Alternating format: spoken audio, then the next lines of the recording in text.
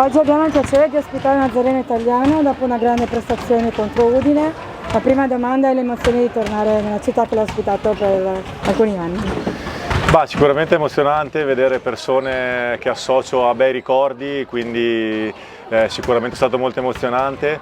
Vedere anche il palazzetto, che c'è comunque continua la passione Udine, fa veramente piacere. Speriamo che continui, soprattutto perché so che il presidente ci tiene molto e quindi sono sicuramente emozionato.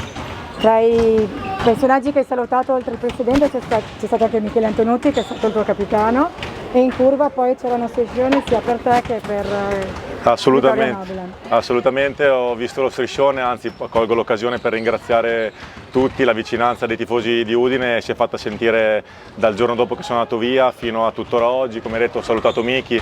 È venuto anche ieri sera a trovarmi in hotel, abbiamo sempre mantenuto un ottimo rapporto con Miki e quindi sono contento di aver rivisto facce che a me fa comunque piacere vedere. Ecco. Questa è la penultima partita della fase orologio, poi c'è il proseguo della stagione. Come sarà la stagione per Rieti e quali sono i tuoi obiettivi?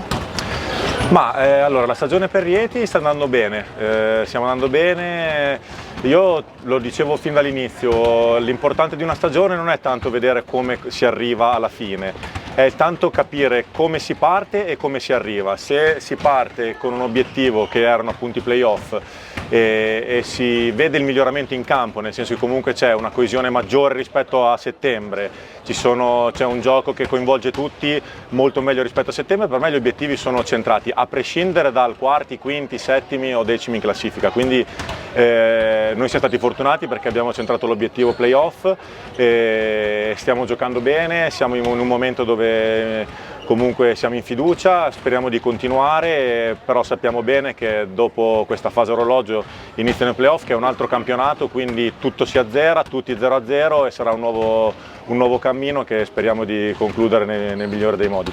Ultima domanda, un obiettivo tuo per il futuro? L'obiettivo mio per il futuro, questa è una domanda che rispondo più o meno sempre uguale. Io sono un ragazzo che vive di emozioni e spesso è condizionato dal fatto di comunque giocare in gruppi dove ci sono tante personalità. Il mio obiettivo è quello di riuscire a far vivere un'esperienza, nel senso a vivere come se fossimo una famiglia, ecco. Quindi questa è una cosa che mi porto dietro da sempre e spero di continuare in questo, nell'aiutare i più giovani a stare con i più esperti, e gli americani con gli italiani, quindi questa è una cosa che mi piace veramente molto.